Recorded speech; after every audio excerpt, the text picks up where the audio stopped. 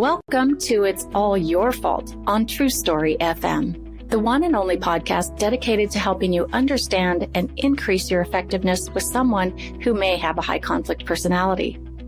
I'm Megan Hunter, and I'm here with my co-host Bill Eddy, along with our special guest today, Cherolyn Knapp, who I'll introduce in a moment. Bill and I are the co-founders of the High Conflict Institute in San Diego, California. In this episode, we're focusing on a topic that impacts so many because almost everyone is immersed in a workplace somewhere. And when we have people together, conflict is bound to happen, and it sometimes happens with someone with a high conflict personality. And that kind of conflict is often very dreadful and chaotic. So today, we're really pleased to have someone with loads of background and expertise with us to talk about conflict at work.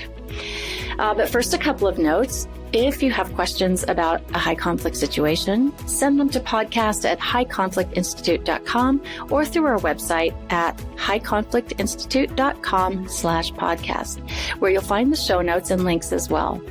And if you wouldn't mind giving us a rate or review and telling your friends, colleagues, or family about us, especially if they're dealing with a high conflict situation. We're always happy to help, and we're very grateful for you. Now, let's talk with Cherolyn.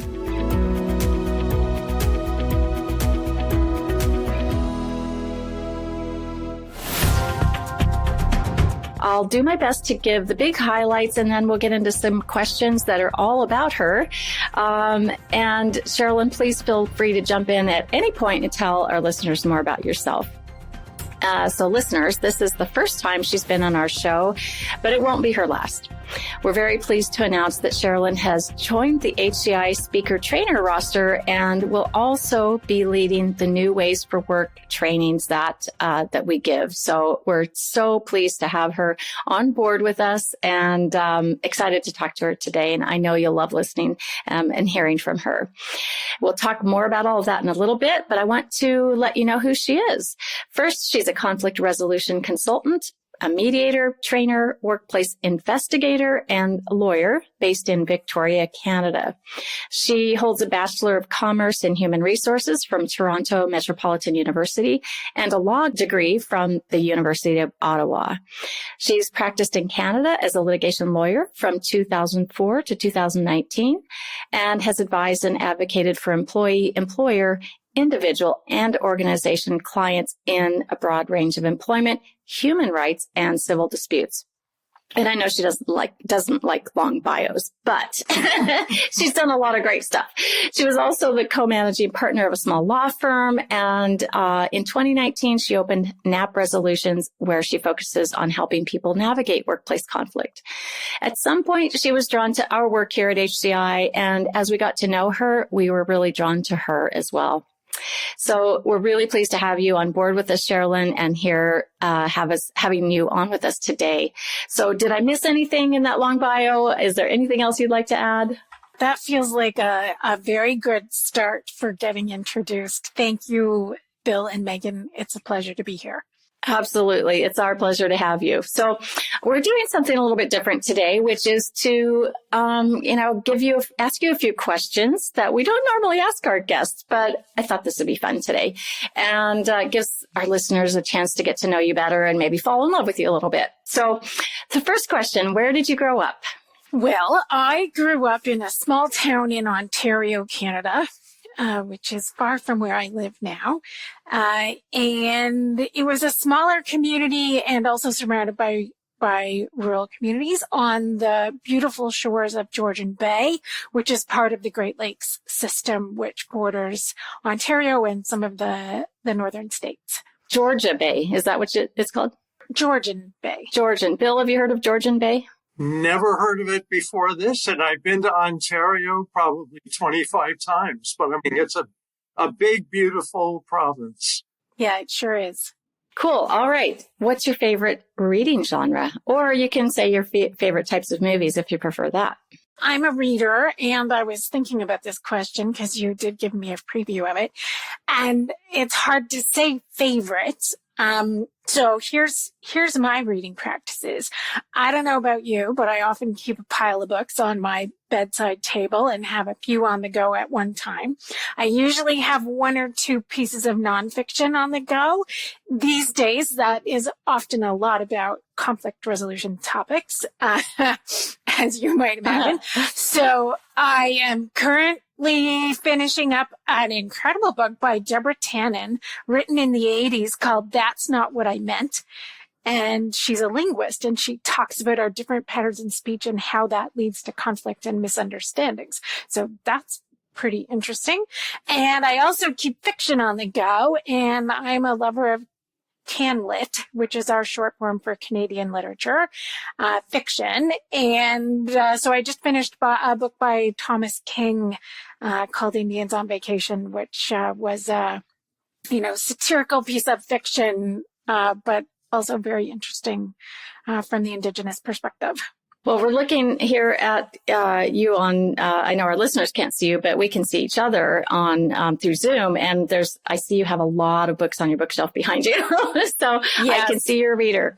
And those books sound great. I am a reader, and I still love reading books on paper. That's my preferred book reading format. Yeah. How about you, Bill? I'm really mixed now because I travel a lot, and I also am reading 5 books at the same time.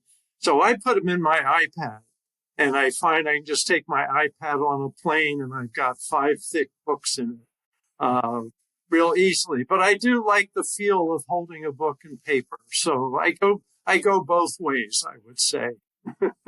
I like the paper just because I find I don't finish books on the electronic books, unfortunately. So there you have it.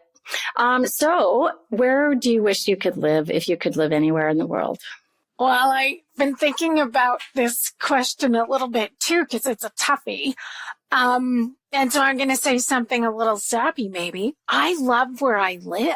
That's cool. I left Ontario in the middle of our country, and I moved out to the West Coast. And so I get to live on Vancouver Island in the city of Victoria, which is surrounded by ocean on 3 sides. And we get to look across the Strait of Juan de Fuca and see the Olympic mountain range. When things are super clear, we can see Mount Rainier in Washington State and also Mount Baker. And in addition to the other mountain ranges in British Columbia. And I love where I live. I feel very fortunate to live in Canada. And I moved probably deliberately to one of the best climates that we have in this country. So I have to say, I don't think I would choose another place. I love visiting other places, most certainly, but I think I'm gonna elect to stay where I put myself. Yeah, that's a pretty good place to live, I'd say. I'm a little jealous. All right, next question. So if you could spend 1 hour with someone to have a discussion and ask questions or just to even sit with, who would it be? This is such an interesting question because you start to question yourself about whether the person you've chosen is good enough to answer the question. But so my first answer to this question is that I actually like sitting and talking to almost anybody, and hearing from them their perspectives of where they come from and what they think is tremendous. But if I need to pick, lately, I want to sit down with Jennifer Lopez and I want to understand how her life works.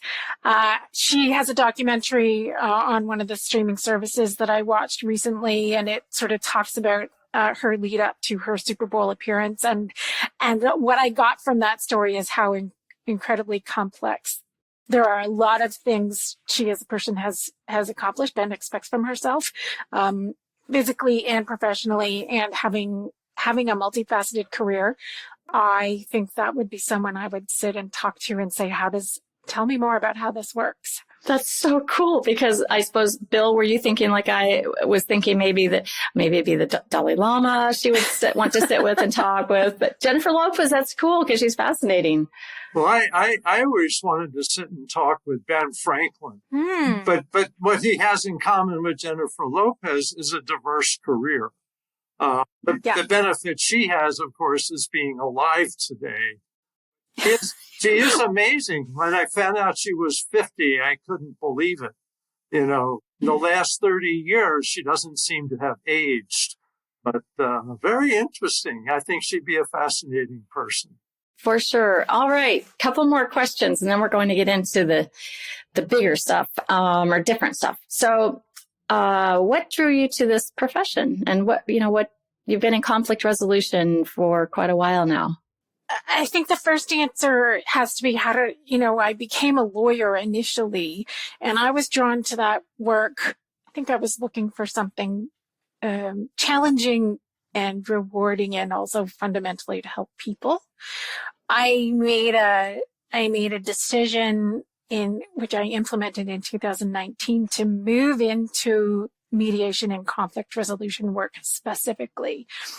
And so that builds on really, really liking the people part of dynamics. And so the legal work I was doing, it was my observation that a lot of the time, the people work, the people aspect, the things that people got into disagreements and legal disputes about, a lot of it came down to who we are as people. And so I really decided to focus in on working with people, helping them understand conflict and helping them find a way forward. And that, I don't know, that for me, the fact that I actually get to do that now pretty much all the time is, I feel like I have the best job. That's great. And it puts a smile on your face. It's obvious, right? It does. And so I guess you've already kind of answered the next question, which was what gives you satisfaction in this work? And it sounds like it's really being able to help people through processes and systems and interactions to do them. I mean, conflict can be devastating. Even what you might characterize as day-to-day conflicts are really, really hard on people. And so to be able to help them build up the skills and abilities to find the way forward is very, very, very satisfying. Absolutely. So in your work, have you seen many or a lot of high conflict situations? Yes. Yes. Lots and lots through the years litigating. And also in the work that I do now, I think a lot of them, I'm not sure why, but I feel like I have had a high proportion of high conflict situations through my career. I wonder why. I wonder why too. Sometimes I think it has to do with, who we are as people and how we came up. And I feel like maybe some of my, my experiences through my family and that kind of thing sort of make you, attract a certain kind of work to yourself. And so then one builds on the next. Yeah. A question that I've been wondering about in your perspective is, do you see it increasing since COVID? And then what are some common high conflict issues you've been involved with? I feel like it's intensifying since the pandemic. I think that there were already some political polarizing forces happening before the pandemic, but the pandemic took away people's flexibility and elasticity to they were busy adapting to pandemic regulations and feeling worried a lot. And so I feel like they became really stretched and almost brittle. And throughout that, there's been more polarization. So I think high conflict situations are intensifying, and I do think people are experiencing more of them. Yeah, this is what kind of issues? What are some of the common issues? Are there themes to what you're seeing over and over again, or are everybody different? The kinds of things I'm seeing these days is a lot of people really feeling bullied and harassed and feeling harm on them by somebody else. And that can be folks who may have some high conflict personality traits, or that might be folks who are in their orbit. But there's a lot of feelings of people people really feeling that they've been harmed by others and therefore feeling very reactive about it. And that plays out in many different ways, but for me, that's a story I hear a lot of times about people feeling very hurt. Interesting.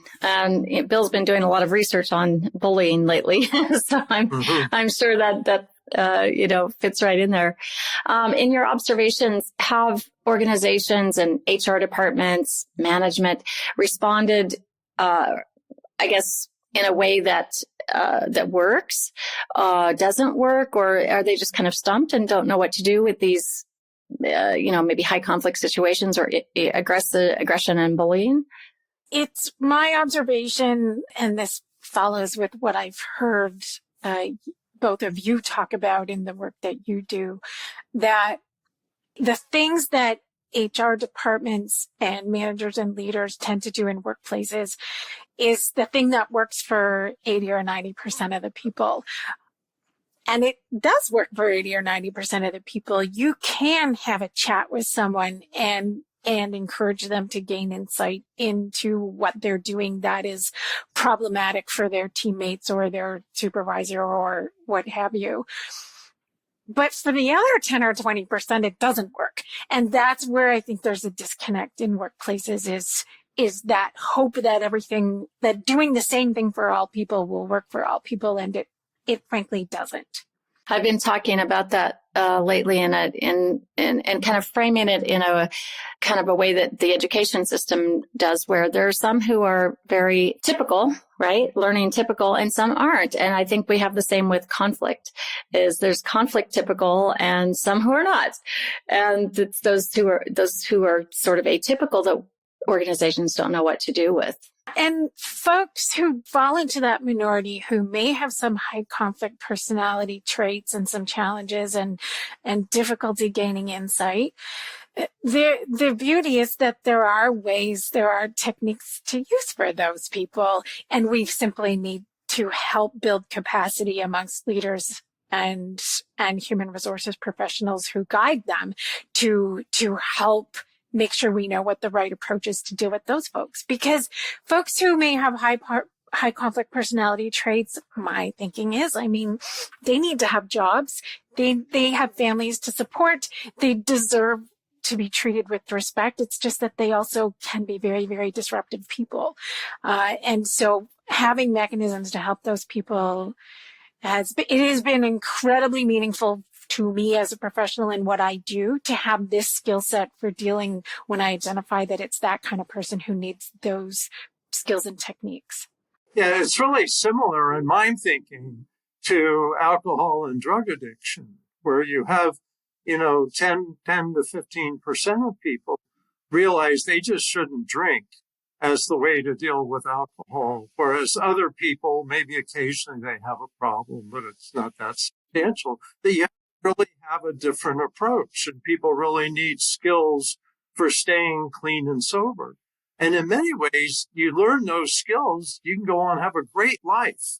And I think what we try to teach people with high conflict personalities is these skills that will help them be able to have successful work careers, friendships, happiness.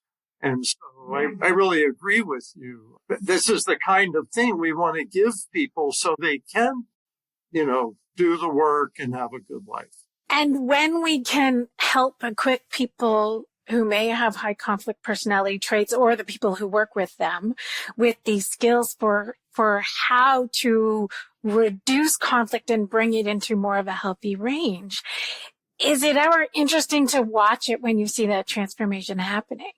Is someone who might come into interacting with me, either as a workplace investigator or as a mediator or coaching or training, and they may have come in, I may have had conversations where the sentiment was, this is going to be really difficult. We have a lot of challenges with this person, and I'm not sure how it's going to go. And then when you start to employ the new ways, techniques that High Conflict Institute teaches people about, it's so fascinating to be able to watch that conversation transform and to be able to connect with somebody and work with them in a way that other people thought might be exceedingly difficult.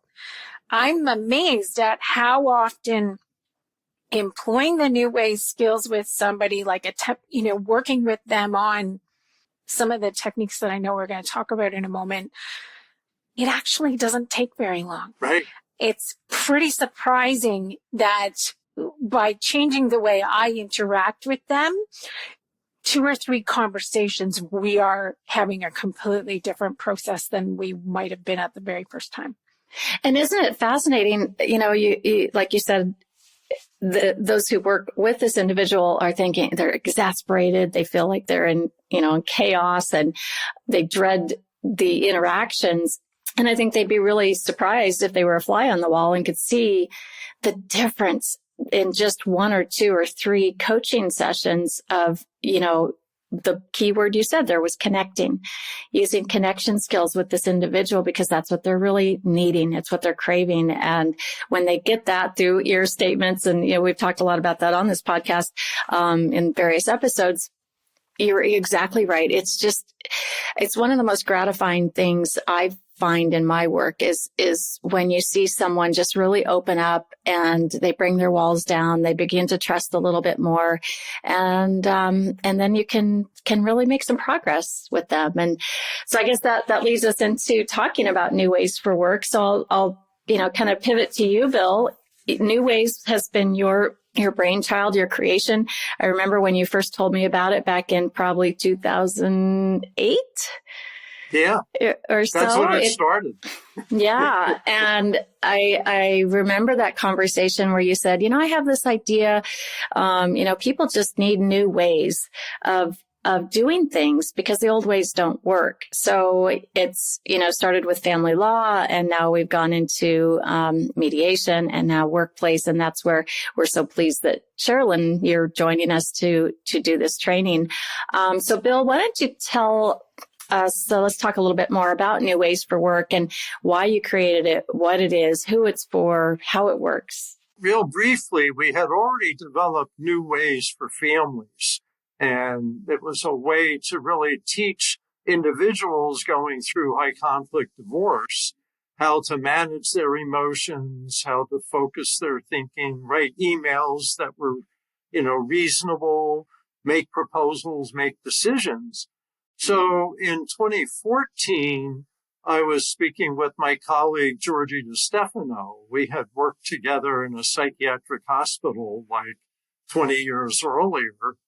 And she had gone into management and also into doing employee assistance work. And so she's been using BIF for years and ear statements. And we wrote the book, It's All Your Fault at Work, together. And we were thinking, employee assistance professionals could really use like a 3-session method, because they get 3 sessions to meet with employees that would teach them our skills.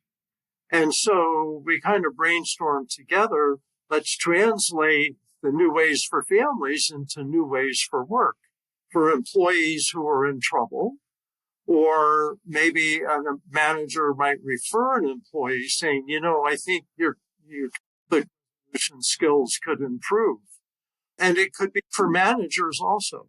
So we created the whole method, wrote a manual, wrote a workbook for it, and then started training people in our 12-hour New Ways for Work method. So it's geared to people having difficulty. Now, we have the CARS method we've had for many years for people dealing with other people's conflicts, like a manager or human resources. But this is for the individual to change their own skills, to work on how they communicate. And it could be any employee anywhere. And I'll just give a real quick story. So I gave a training for one of the high-tech companies. And during a break, they came up to me and said, we've got this manager who writes these terrible emails, really alienating people. And so we're trying to decide if we should fire her or keep her. And I said, well, I think you need to give her some skills and then make that decision. So if you give her 3 coaching sessions and especially teach our BIF method of emails, then you'll see she can learn it or she can't. And if she can't, she's probably never going to really work that well for you. And if she can, or at least she shows progress, then this may be someone you can really train to be an effective manager. So that's part of my picture of it is employees, but also managers to give people a chance to improve behavior and then make those big decisions afterwards. Yeah. And what I'm kind of finding is that some employees are really desperate for this information. They just don't know. They really don't know these skills. And I have a fairly recent example where the individual said, I just, it's just not common sense to me what seems to be common sense to everyone else. And I love that the individual is open to exploring. Could I have some more coaching? I want to learn to be more flexible. I just don't know how. So I think that's the part of this. Doing this kind of coaching isn't punitive. It's actually such a bonus. It's such a gift, I think, that people can give themselves, or you could give your employees. What's your thoughts on that, Cherolyn? It feels like a gift and like it's very hopeful.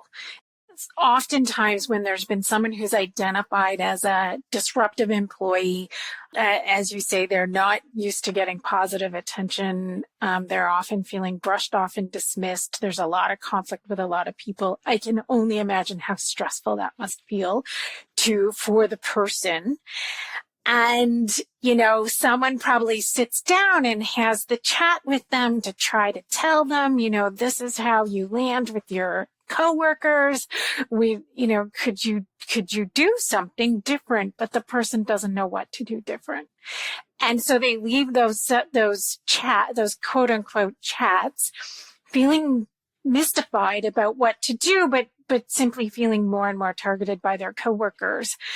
Because it's their behavior that's disruptive, the person, but they don't know what to do to be different. And so kind of consistent with maybe some high conflict personality traits, they just blame other people and feel uncomfortable and don't know what to do. So there's the good news is there is hope for those people, and that when people have had the New Ways for Work coaching training that High Conflict Institute provides, and which I will be leading on November 14th and 15th of this year, with that training, people who have coaching relationships with employees. So that might be EFAP professionals, as Bill mentioned, and counselors and therapists. It could be executive coaches who work with a broad range of people, but sometimes there's someone who just seems to constantly be in a battle with their coworkers and need some new skills for what to do differently. It could be people who do post-workplace investigation, restorative or remedial work with respondents of workplace investigations. It could be human resources professionals who or even internal coaches, because I know many different organizations have their own internal coaching programs. So there are a lot of people who might be in a coaching dynamic with an employee who can help them learn these skills and develop the skills to help them succeed in that workplace. And it's as simple as the skills development. And as Bill referenced, you don't have to make firing decisions until the person's had the chance to see if they can develop those skills and actually shift how they contribute in that workplace and be less disruptive. So I'm very hopeful for people and that if we can equip the right people who have the coaching relationships with the right skills to help the people who are being disruptive, that there's actually hope for a lot more contentment in the workplace. Yes, I love that. And I'm so pleased that you'll be teaching this. It's I think it'll be fantastic. You have so much to share with the learners. So we'll wrap it up with this final question. Do you have like kind of a top 3 tips for people who work in human resources, for coaches, or anyone who's dealing with or, working with high conflict situations? My first tip for everyone who finds themselves in conflict is we have to calm ourselves and understand what High Conflict Institute tells all of us, that when you find the calm place in your brain and reduce reactivity, now we've got access to our complex communication abilities as human beings and our complex problem solving abilities. So the first thing is to have a personal practice that when our buttons get pushed, we need to know how to buy some time or get ourselves into a calm place. So that's the first thing. The second thing is to notice when you find yourself having conversations with people who don't seem to be able to get insight. And if you find yourself on maybe your third conversation with that person where you're saying to yourself, geez, we talked about this before. Why can't this person get it? Then maybe it's time to step back and think about whether this person has some high conflict personality traits and whether a different technique is what's called for. Participating in some of the High Conflict Institute training courses will help somebody be able to do a very quick assessment to know how to identify someone who may have some of those traits and then shift gears. My third tip is that if someone meets those 4 hallmarks or characteristics of somebody who has high conflict personality traits, which we can quickly spout off. So it's a big test. Yeah, exactly. Can I rhyme it off the top of my head? So all or nothing thinking, unmanaged emotions, extreme behavior, and preoccupation with blaming others. Thank you, Bill. Don't worry, it took us a long time. Yeah. It took me years. It's funny because you know them really well, and then suddenly you can't say all 4. However, so yes, preoccupation with blaming others. So when someone has all those 4 hallmarks. I call them defining characteristics these days, by the way. Just sorry to interrupt. Defining characteristics, then to step back and say, aha, okay. Like to get practiced at running through that quick assessment and saying, oh, I'm seeing all 4 of these things here. So now I'm going to shift gears. And to get the skills to know what, whether it's through the New Ways for Work coaching program or through the New Ways for Work mediation or some of the other, even just like the articles, the books, the webinars, to be able to access that material and know what to do differently. Excellent.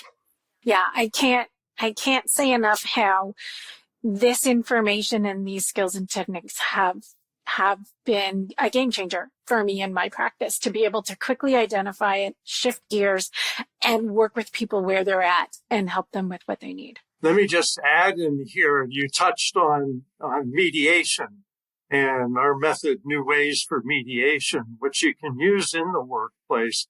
And you particularly just picked it up instantly. I remember you at one of our early trainings, and it was like, now we're going to do a practice, and there's Cherolyn going through the steps and managing. And then I think that you told me that night that you had a mediation and you applied it that night, and the next day, things really came together. So I think it's very exciting. You're going to be teaching the coaching, but I also think you really do well with the mediation set. It's hard to describe how it feels to have been a learner of the High Conflict Institute, and then now get to be part of it to help give this information and train others on how to use these techniques. We're thrilled. We're so happy to have you on board with us. And I'm sure you listeners have gained some wisdom today from this discussion and from Cherolyn. And hopefully you can use this at the workplace, whether you think you might have some of these defining characteristics, or you're dealing with, working with someone who may have some of these disruptive behaviors. So Cherolyn, thank you so much for joining us and for your wisdom and experience.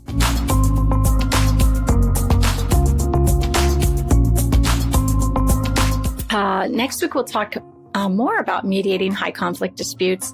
And in the meantime, send your questions to podcast@highconflictinstitute.com or submit them to highconflictinstitute.com/podcast. Please tell your friends about us, and we'd be really grateful if you'd leave a review wherever you listen to our podcast.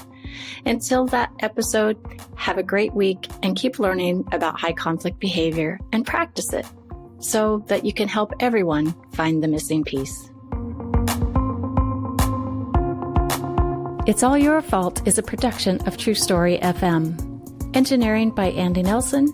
Music by Wolf Samuels, John Coggins, and Ziv Moran. Find the show notes, and transcripts at truestory.fm or highconflictinstitute.com/podcast. If your podcast app allows ratings and reviews, please consider doing that for our show.